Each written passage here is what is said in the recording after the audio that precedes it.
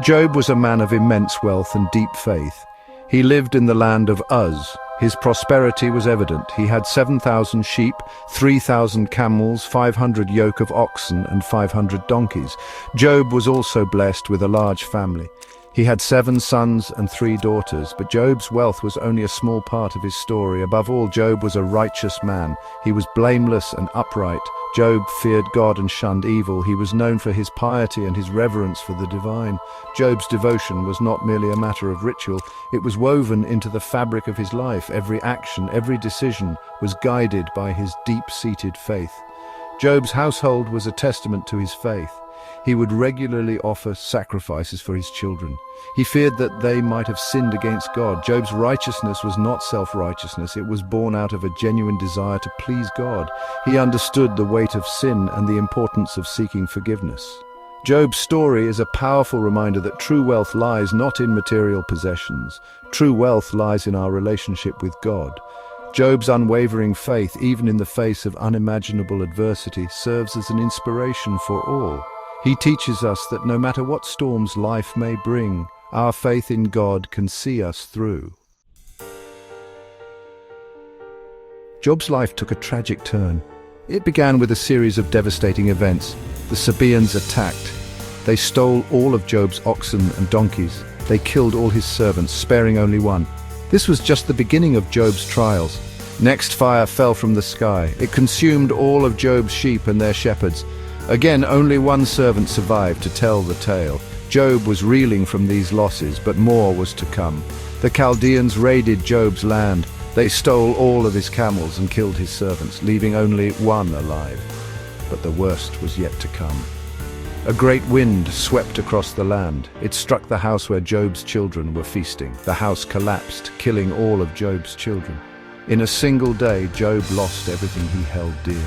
His wealth, his servants, and most tragically, his children were gone. The depth of Job's suffering is unimaginable.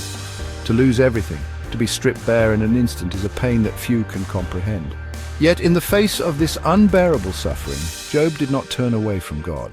Instead, he fell to the ground and worshipped. News of Job's tragedies reached his friends. 3 friends came to comfort him. Their names were Eliphaz, Bildad, and Zophar. When they saw Job, they were overwhelmed with grief. They tore their robes and wept. They sat with Job in silence for 7 days and 7 nights. They didn't know what to say. The depth of Job's suffering left them speechless. Finally, Job broke the silence. He cursed the day he was born. He questioned why he was allowed to suffer so much. Job's friends, believing they were offering wisdom, began to speak. They told Job that his suffering must be a punishment from God. They insisted that God is just. He would not allow such suffering without cause.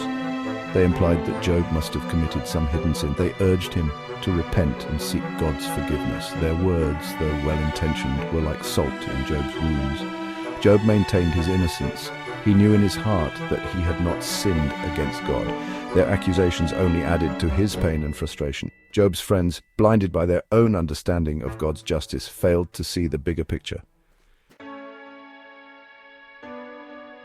Despite his friends' accusations, Job refused to waver in his faith. He knew in his heart that he was a righteous man. He pleaded with God for understanding. Why was he being punished when he had done nothing wrong? Job's cries for answers echoed the cries of countless souls who have faced unimaginable suffering. Job's story is not just about suffering, it's about faith. It's about holding on to God even when we don't understand his ways. Job's faith was tested in the most extreme way imaginable, yet he never cursed God. He never gave up on his belief in a just and loving God. Job's story is a testament to the resilience of the human spirit. It reminds us that even in the darkest of times, even when we are surrounded by despair, even when we feel abandoned by God himself, we can choose to hold on to faith. We can choose to believe that there is a purpose to our suffering, even if we may never fully understand it in this life. Job's story offers hope to all who suffer. It teaches us that suffering is not the end. It is a test of our faith. It is an opportunity to draw closer to God. And it is a reminder that even in the midst of our pain, God is with us. He has not abandoned us.